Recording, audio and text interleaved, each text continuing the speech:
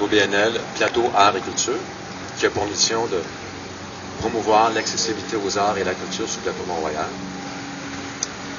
Mais aujourd'hui, à la demande de mes collègues, je m'adresse à vous en tant que porte-parole du groupe de travail sur le réaménagement de la place Gérald-Godin et ses abords. Formé de résidents des rues Rivard et Berry, du kiosque Mont-Royal, de Resto Plateau, du Centre des services communautaires du monastère, de la Corporation des marchés publics de Montréal, de la Société de développement de l'avenue du Mont-Royal et bien sûr de Plateau Arts et Culture, le groupe de travail s'est réuni à de nombreuses reprises depuis le printemps dernier. Aussi, nous sommes heureux aujourd'hui, devant vous, de rendre public, en cette belle journée néanmoins, ce qui fait bon, fin septembre, il faut quand même le souligner, le fruit de notre réflexion que nous voulons partager avec l'ensemble des citoyens du plateau Mont-Royal. Depuis le début des années 2000, divers groupes et associations résidents du plateau ne cessent de réclamer, et à juste titre, une grande bibliothèque d'arrondissement et une maison de la culture digne de ce nom. En raison de leur exiguïté, de leur vétusté, ces équipements culturels doivent impérativement être mis aux normes, sans plus tarder. Rappelons à ce sujet, très brièvement, quelques chiffres. La collection de livres des deux bibliothèques de l'arrondissement est moitié moindre que n'exige la norme édictée de la Ville de Montréal, qui elle-même est un copier-coller de la norme des grandes villes canadiennes. Cette norme est de 3 livres par habitant. Grosso modo, la population du plateau Mont-Royal est de 100 000 habitants. Nous devrions donc avoir, dans la collection de nos deux bibliothèques, 300 000 ouvrages, documents, livres.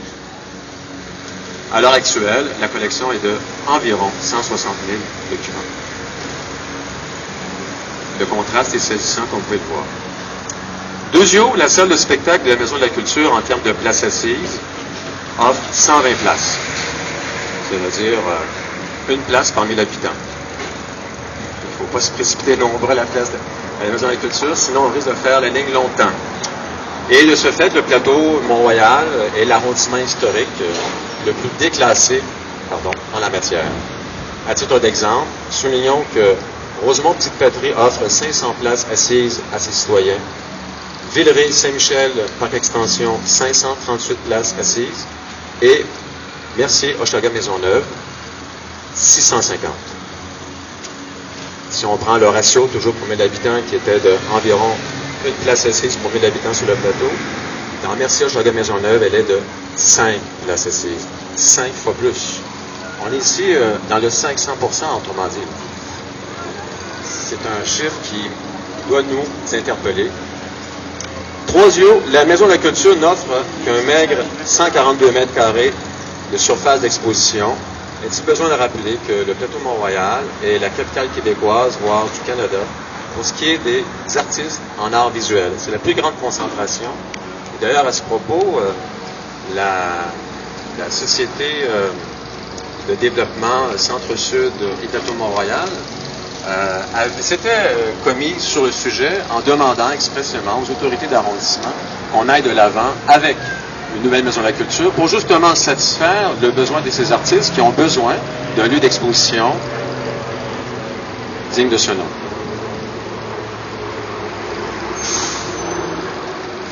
À titre de comparaison, mentionnons que l'arrondissement sud-ouest offre 507 mètres carrés, Côte-des-Neiges, Notre-Dame-de-Grâce, 873, et encore une fois, merci à Hochelaga-Maisonneuve qui trône en tête. Et félicitations aux citoyens et surtout aux dirigeants de cet arrondissement qui, depuis de nombreuses années, veillent aux intérêts de leurs citoyens en termes d'accès aux arts et à la culture. Ils offrent 1059 mètres carrés d'exposition dans 2 maisons de la culture. Je rappelle que sur le plateau, à 1059, nous en offrons, nous, que 140. Et sur les 140, il y a 20 mètres carrés qui sont comptés dans le couloir qui mène aux toilettes. Vous savez, il y a à peu près 3 pieds de dégagement entre les 2 murs. Ça ne donne pas un bel espace d'appréciation des œuvres qui sont présentées, si vous voyez ce que je veux dire. Bref, ce projet de centre culturel, parce que nous le voulons au bénéfice de tous les résidents du plateau Mont-Royal. Nous le voulons au centre géographique de l'arrondissement. Nous le voulons ici, au cœur du plateau. Et là-dessus, nous ne sommes pas seuls. Je tiens à rappeler que le plan d'urbanisme qui est un document fort important pour l'ensemble des administrations montréalaises. C'est le plan qui doit guider le développement, la structuration de l'aménagement urbain. Donc, le plan d'urbanisme de Montréal, en 2005, a consacré, dans son document, de façon explicite, cette demande citoyenne des plus légitimes. Nous sommes en 2013, il y a donc de cela déjà 8 ans. Et cette inscription est toujours valide, puisque j'ai vérifié dans la mise à jour de juillet 2013. Alors, vous nous demandez pourquoi aujourd'hui? Excellente question. Je vous ai entendu. Je lis dans vos pensées. Récemment, à la suite de l'intention manifestée par la Société de transport de Montréal de rendre le métro Mont-Royal universellement accessible aux citoyens à mobilité réduite, nous, le groupe, sommes questionnés sur la meilleure manière d'arrimer de façon durable et intégrée cet important projet d'infrastructure d'accessibilité au quai. Donc, arrimer ce projet au projet de centre culturel réclamé par les citoyens du plateau depuis trop longtemps déjà. Dans le cadre de cette démarche, le groupe de travail tient à préciser la chose suivante. Nous réitérons notre appui à 4 éléments en particulier.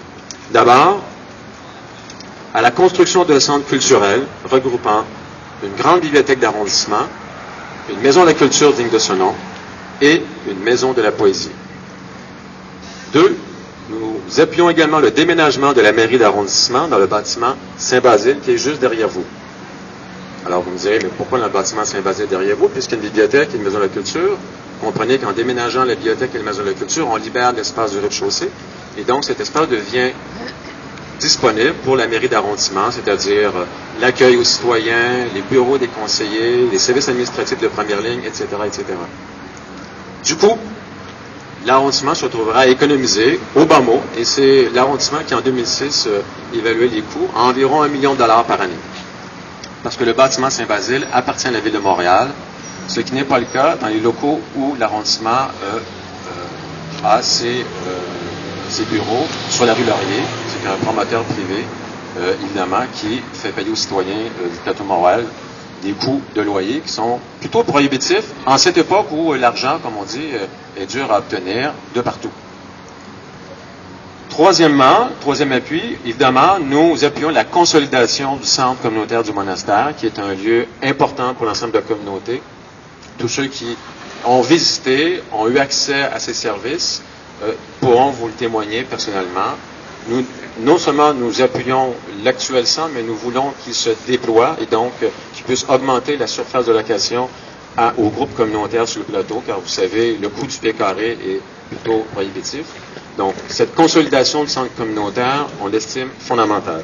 Enfin, nous appuyons le projet de la STM de rendre les quais du métro Mont-Royal universellement accessibles aux personnes à mobilité réduite. Maintenant, on va arriver à la portion, je dirais, plus visuelle de notre rencontre d'aujourd'hui. Alors, dans notre groupe, dans un deuxième temps, il était convenu d'identifier une série de principes devant guider notre réflexion.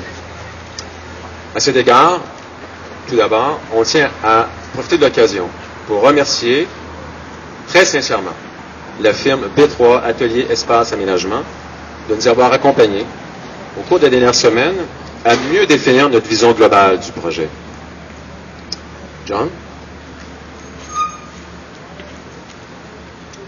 Ce qui a évidemment motivé notre démarche, c'est l'objectif était de proposer dans un schéma d'ensemble une mise en lien mieux intégrée, structurée entre la place Gérald de Godin et le centre culturel notamment, mais de façon plus générale, avec l'ensemble du patrimoine bâti autour de la place Gérald de Godin. Donc, les deux projets, de notre point de vue, sont concomitants. Ils devraient, c'est notre souhait, ils devraient être conçus dans un cadre global, l'un appelant l'autre.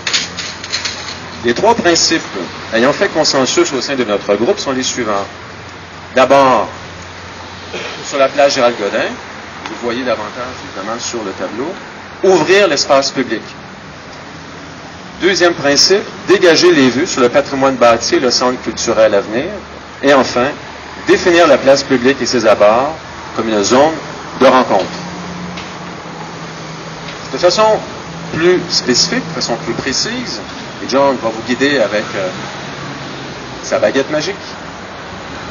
La nouvelle place Gérald Godin serait entièrement dégagée sur ses façades nord et est, donc du côté de la rue Mont-Royal et du côté de la rue Berry, de l'édicule du métro jusqu'aux bâtiments patrimoniaux qui le bordent, facilitant ainsi le déplacement des personnes en général, et en particulier des personnes à mobilité réduite, et permettant, comme de raison, plus facilement la tenue d'événements de quartier. Autre bénéfice, ce nouvel aménagement augmenterait, comme de raison, les vues sans entrave. Vous pouvez constater aujourd'hui la façon dont la place est aménagée avec la canopée de ce côté-ci, le kiosque de ce côté. Il y a des entraves visuelles qui nous empêchent d'apprécier de façon globale l'ensemble du patrimoine bâti autour de la place. Donc, ce principe qui était cher pour le groupe se trouverait évidemment à être augmenté, mis en pratique.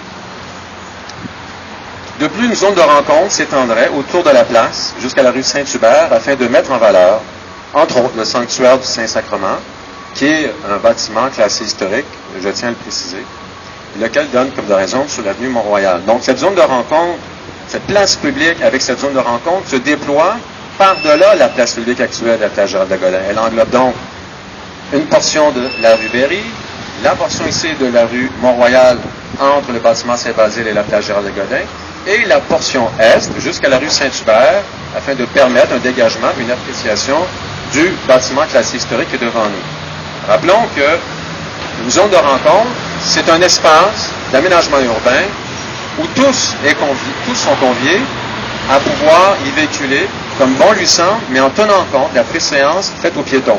Donc, la circulation serait de 20 km/h pour tous, mais tous pourraient circuler à vélo, à pied ou en véhicule moteur, quel qu'il soit. Donc, ça comprend évidemment les autobus de la STM. Derrière nous, donc sur le plan, on voit très bien, dans l'écrin qui est celui du centre communautaire du monastère, un centre culturel comprenant une grande bibliothèque d'arrondissement, la Maison de la Culture et la Maison de la Poésie, serait par ailleurs érigé dans un nouveau bâtiment sur l'actuel stationnement du centre des services communautaires du monastère, le long de la rue Berry. Les espaces, comme j'ai dit tantôt, libérés dans le bâtiment Saint-Basile par le déménagement de l'actuelle bibliothèque des Maisons de la Culture, pourraient donc accueillir la mairie d'arrondissement. En outre, le marché public que l'on voit juste derrière moi ici serait déplacé du côté de la rue Rivard sous un nouveau toit, mais vers celui-là, et j'ajouterais le kiosque que l'on voit ici d'information touristique qui serait un peu plus en retrait, toujours pour libérer les vues sans entrave sur l'ensemble du patrimoine bâti autour de la place. Enfin, parce qu'il n'y a pas que des bâtiments, il y a aussi des hommes et des femmes et des enfants, des aires de détente, de la végétation et du mobilier urbain permettraient d'assurer une plus grande quiétude aux abords des zones résidentielles.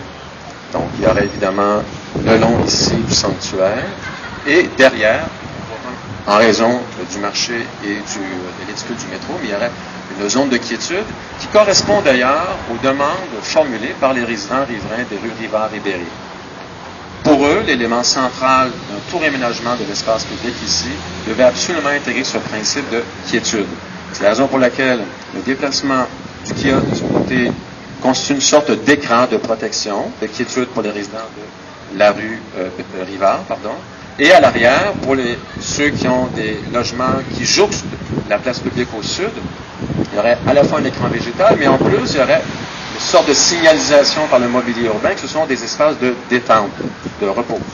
Alors, nous pensons, de ce point de vue-là, que nous accueillons les demandes des citoyens à cet égard, et nous pensons qu'à l'avenir, il y aura davantage d'inquiétude aux abords de la place publique, du moins sur la portion ouest et la portion sud. À la veille des élections municipales, le groupe de travail demande donc aux candidats aux élections sur le plateau de s'engager fermement sur 3 choses. La première, la construction d'un nouveau centre culturel comprenant une grande bibliothèque d'arrondissement, une maison de la culture, enfin au nord, et une maison de la poésie. Nous demandons également qu'ils se prononcent fermement sur le réaménagement de la place Gérald-Godin. Et enfin, parce que nous pensons que cette démarche que nous avons entamée déjà depuis 6 mois est conforme à la philosophie de la plupart des citoyens du plateau Mont-Royal quand ils demandent à être consultés sur des grands projets structurant l'aménagement de notre arrondissement. Aussi, nous demandons le recours à un tiers neutre, tel l'Office de consultation publique de Montréal, pour encadrer l'ensemble de la démarche. En souhaitant maintenant que les candidats aux élections de novembre 2013 s'engagent à réaliser ce projet rassembleur, nous restons déterminés à poursuivre notre démarche citoyenne afin qu'advienne ce beau et grand projet urbain. Merci.